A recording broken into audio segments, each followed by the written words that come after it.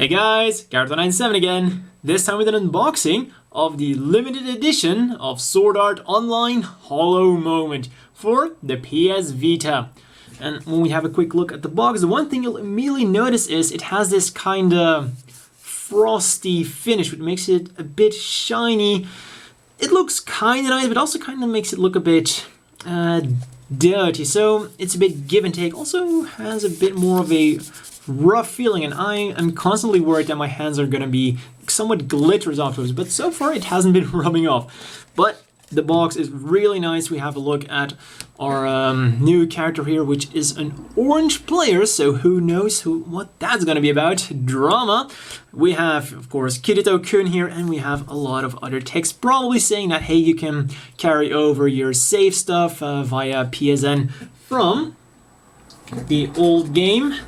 We have Infinity Moment. Of course, this is an HD remake of Infinity Moment with a bunch of extra stuff added to it.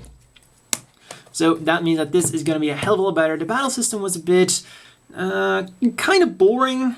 Well, the thing is, a lot of times it was just do a special attack, wait for a special attack, and this will have that fixed with all new features. Yeah, that's pretty much all that's here on the box. And let's open her up. First thing we'll immediately see is the game, the main thing of the set, but let's put to the side. You probably know what that's going to be about. And let's have a look at our special limited edition privileges. We have the Nerve Gear Special Version Volume 2. And essentially what this is, it's an art book. The usual kind of art book. We have some fan art, we have an interview going on. No, production art, probably about some of the cutscenes, the opening. We have expected art. I'm just gonna call it that way. More expected art. And we have some more characters. Leafa, Shinon, and oh yeah, the one from Infinity Moment. We have some alternate costumes. And let's see if there's anything about the NPC you can make. Yuki, the scoop on it. And we have more completely unexpected art.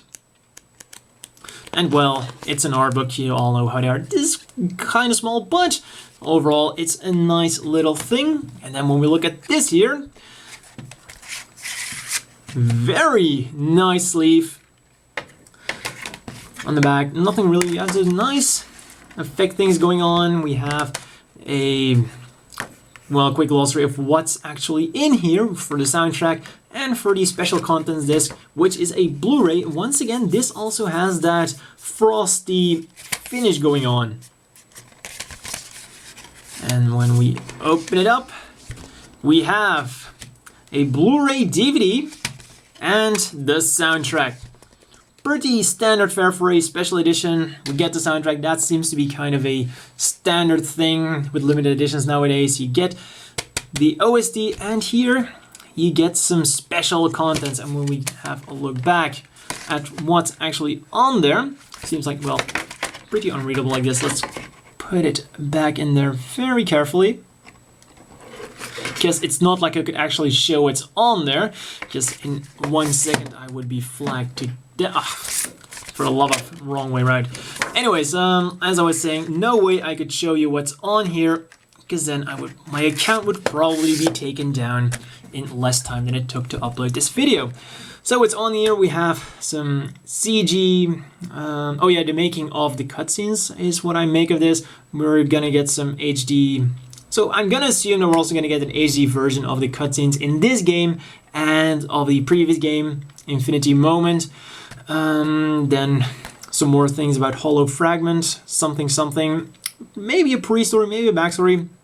So this is nice, and it's said that this is 104 minutes, so we're getting almost 2 hours out of this.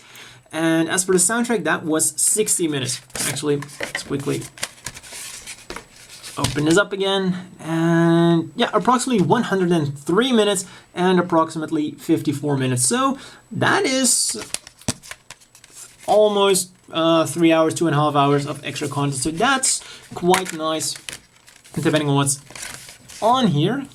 Putting this on that there. And then this, once again, more standard fare for a special edition thing.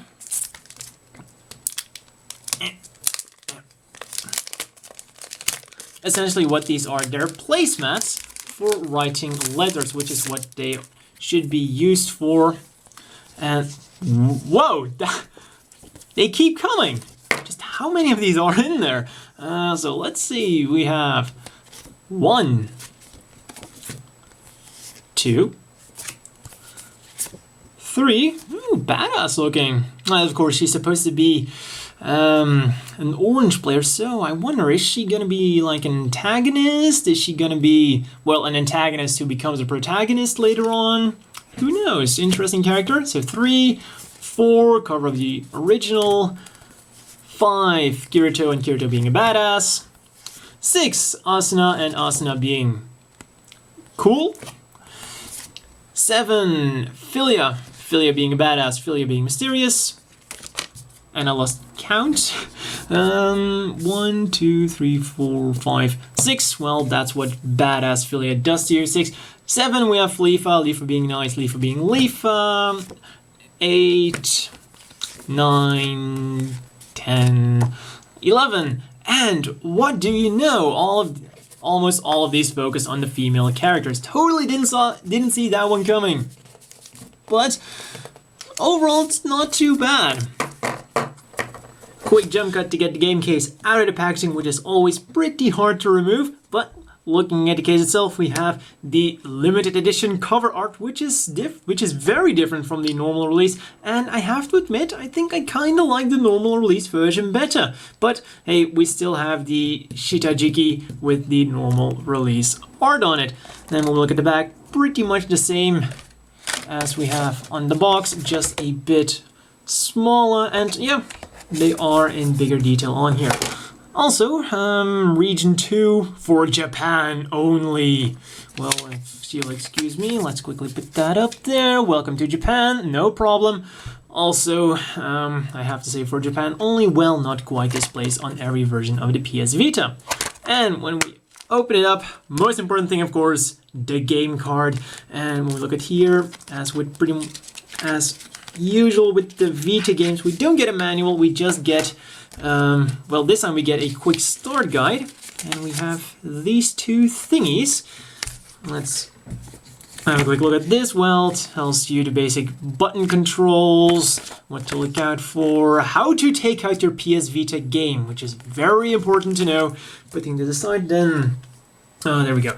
And a quick look off screen. This is the card for the Wedding Dress DLC, and I have to say, for all of the DLC codes I've seen, this is by far the best one, because this is an actual thing. It's not just some cheap scrap paper with a code on it. No, it's actually like a collectible card, which is really good. Kudos for that, man. And when we look at the back, just gotta be careful. There's nothing really on it, just tells you, hey, go to the PlayStation Store to download it. And of course, if you plan on getting this, you do need a Japanese PS Vita account to download it. You don't need a Japanese PS Vita account to play it, well, to play the game, but you will need it for this DLC. And then what's on here is yet another code, but this is apparently a code that requires you to sign up at something known as GREE, and then I guess you get something. Guess we're gonna have to figure that out. And in case you're wondering, the code on there is too long to put into the PS Vita store, so it's definitely gonna be something else, and then maybe you can get things. Well, I'll just have to try that out. And that's all you're getting. So all that's left to do now is to play the game for a bit and give a quick first impression of the game. So I played the game, downloaded the codes, and tried to figure out what the hell this was. And apparently this is for a different game altogether, Sword Art Online End World, which is apparently an online game which we who do not live in Japan have no access to. So I tried looking for this code, and what definitely didn't help was that the site given on this slip of paper directed us to the wrong website. But I eventually got to the right website, and I tried looking where the hell I should put in the code, but my search ended with a page that said, sorry, this game is not available in your region. Fortunately, this game is.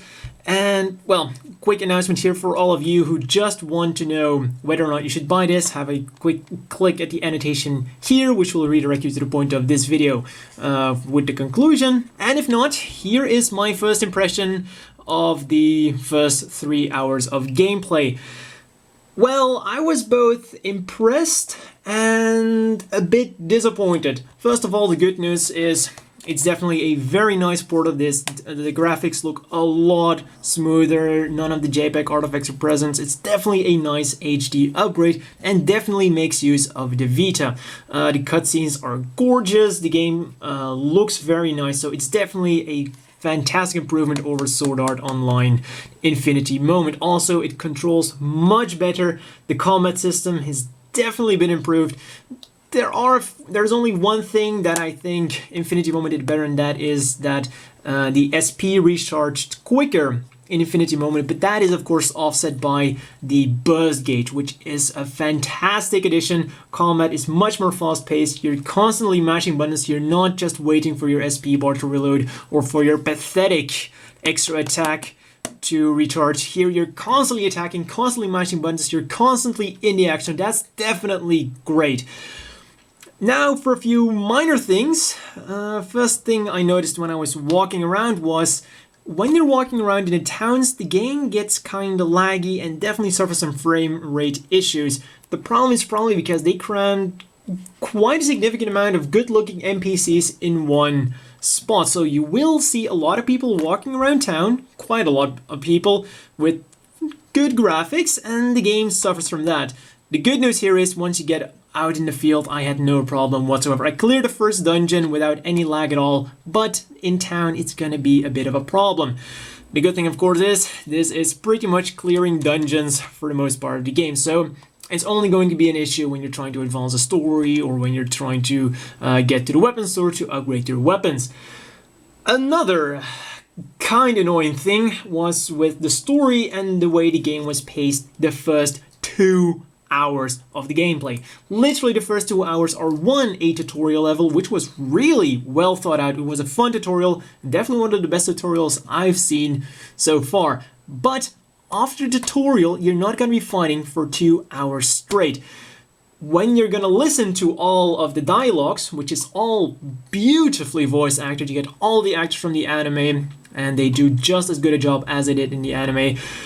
But it's all cutscenes, and well, I say cutscenes, but you know, the usual talking heads. You have a few cutscenes which, as I said, look gorgeous, but other than that, you're just gonna have the talking heads talking to each other. First, they're gonna go over all the story from Sword Art Online, then they're gonna give a short recap of what also happened. Well, kind of the same story as in here, but what they also do here is, it's not a complete HD remaster, because here, this game introduced us to Leafa being in Sword Art Online, and I'm currently forgetting her name here quickly, Shinon. And here in the original game, you discover them during a dungeon raid. You find her in a forest, suddenly she's there. Here, they just give you a cutscene. Boom, she's there. Leafa, boom, she's there. Shinon, boom, she's there. So you just get all of that as cutscenes, one after another. And then you finally think that the game gives you control. You run 5 meters in the game, another cutscene.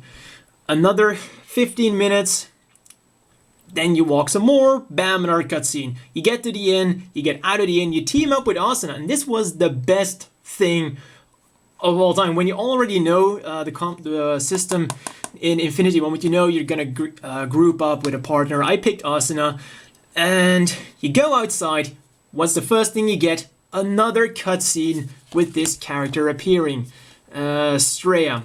And I have a big problem with her because she's the only thing I can describe her as is a fan service character. Literally, she shows up, well, you see Kirito walking down the street alone. Mind you, I already teamed up with Asuna at that point, so she should have been with me. But Kirito is suddenly walking alone on the street. This character shows up, runs up to Kirito. She's apparently a giant Kirito fan. She goes all over and like, oh, Kirito, Kirito. She hugs him and literally suffocates him with her boobs. And seriously, I wish I was making this up. Also, very subtle way to put a beauty mark, guys. So this character rubs me the wrong way for all of these reasons. And, well, I think it was just kind of poorly paced. Also, I love how Asuna just temporarily disappeared even though she was teamed up with me, while Kirito was essentially being sexually assaulted by this character. And later on she gets to the end, she's just plain annoying character. But the good news about the story is that our good Philia here is an absolute badass. She was introduced in a very good way, and I really look forward to how the story is going to progress with her. She's definitely the highlight. So we have one great character introduced, and then we have a quite crappy character introduced as well. So that's pretty much my first impression. The thing is, it definitely got annoying because we just had cutscene after cutscene. It really should have been broken up a bit better, and then the best thing of all is, you think you're finally ready and set to go. You met Philia, you met Straya, unfortunately. You team up with Asuna again. You go out, and then you get a cutscene with Lisbeth. She's a nice character. Love you, Lisbeth. But I just wanted to get out of town and finally do a dungeon after literally 2 hours of sitting through cutscene after cutscene after cutscene and walking 5 minutes and getting to another cutscene. And then Lisbeth pops up and gives us a rundown of her store. Also, one thing I have to point out about the Shitajiki here, Lisbeth's written with an S here. In the game, it's spelled with a Z or with a Z. So yeah, consistency. Anyways, other than that, so far the game is definitely looking very good, very promising. And that brings us to the question of whether or not you should buy this. And the thing is, for the game alone, I would say this is a here's the kicker. I would say yes, but for American viewers, don't buy this yet and download it when it becomes available, because this is getting an American release in the summer this year. So if you're American, definitely pick up this game, download it from PSN, because I don't think you guys are gonna get a physical release, but just a download version. But definitely, I can totally recommend this game to any fan of Sword Art Online. It's definitely an improvement over this, and everything has just been improved. Have I mentioned that now we have 2 modes instead of just the 1 mode? I haven't played the Hollow Fragments yet because I'm still trying to figure out how to really mold into the story, but from what I can gather is that they just kind of added that in and retconned the story here. You just have the same story, but now there are these Hollow Fragments, and which are just, from what I can understand, they're like high-level dungeons to get really neat stuff, which is great because this game is a dungeon crawler. So definitely, I can totally recommend the game. Now, as for this giant collector's edition, do you get a lot of extra stuff for what you're paying? Well, this game retails for 6,664 yen. The limited edition retails for 1,778 yen. Or very roughly put, the collector's edition is 5,000 yen more expensive than buying just the game, which is around $50, 40 euros. So is all of this crap worth it? Kinda. But I have to say, this is pretty much the bare bones collector's edition you can get. You have your pencil boards, shitajikis, however you want to call them. You do have a very nice amount of them, and usually when you get these on eBay, they fetch, like these ones alone, it's not uncommon to pay $5 or over for one of these alone. So essentially these would just cover the cost by themselves. And then you have the original soundtrack, you have the additional Blu-ray DVD, so those definitely give you some extra play value out of this. You have the nice art book, you have those download codes, and hey, you can finally see your waifu in her wedding dress. Oh yeah, fantastic. So yeah, that's a really big selling point. Hey, you get a wedding dress.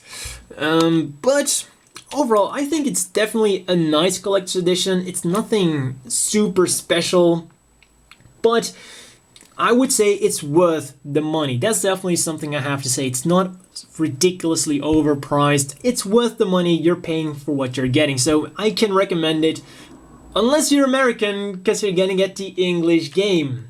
So that's really something to pay attention to. So if you're American and you unfortunately pre-ordered this game and you got this game and you don't really know a lot of Japanese, then you're gonna be missing out a lot, because this game is very text heavy. And well, I guess this could be a final note for people who are thinking about picking up this game. I guess now mainly Europeans watching this. The game is playable. If you don't know any Japanese, you're just gonna miss out on a lot of the story in here. But other than that, it's definitely playable. And oh yeah, one final thing I want to say talking about playability. So, well, first of all, the final verdict is the game itself is definitely worth picking up. If you're American, absolutely go for the Americanized translated version. If you're European, well, you might just want to create an American account for this. And, well, see how this turns out. And if you're a big Sword Art Online fan, I could totally recommend getting the limited edition. You get a nice variety of stuff, and well, there's a soundtrack, you can play that, you get some extra content on DVD, nice stuff all around for a fair price. I guess that's really what it should be called. It's not a great price, it's a fair price. And the final thing I want to say about this game is, this time you can customize your character. I'm gonna end with this because this is also something that really hit me. And I'm one of those people, when I have to create an avatar, it's hell. I'll spend like 10-15 minutes just trying out all the functions, see how I can customize my avatar, and there are a fair amount of customization options. It's nothing special, just the hair, the eye color. You have a few different faces, but they're all hairstyles that are in the game already. So for example, you can literally get one of the characters' hair. Like, I think the second default option was like Shinon's hair. You also had, like, everyone's hair you can pick as Kirito. So that's a laugh if you want to give him girl's hair. You can change hair color. You actually have different voices too, but this is all a lot better than it sounds, because you create your character and right after that you get thrown immediately into a cutscene. Did I mention there are a lot of cutscenes in the beginning? But if you create your custom character, the cutscenes aren't gonna change. It's still Kirito. And the character you modify is Kirito. So in the cutscenes, Kirito is Kirito. With the talking heads, Kirito is Kirito. But on the overworld and in town, Kirito is your character. So yeah, that's kind of disappointing. I can understand the pre-rendered cutscenes, that's understandable. But at least in the dialogue heads, let that Kirito be the Kirito you wanted him to be. Heck, you can even change his name, but it will still say Kirito when he's talking. I mean, like Kirito as in it's written that Kirito is talking, not that the characters refer to him as Kirito. So that's just something that immediately hit me, especially when you're gonna put a bit of time into modifying your character. Well, that's all for this unboxing and first impression video. Hope you guys enjoyed it. Definitely a very enjoyable game. Like I said, totally recommend it. So that's all for this video, and see you guys next time.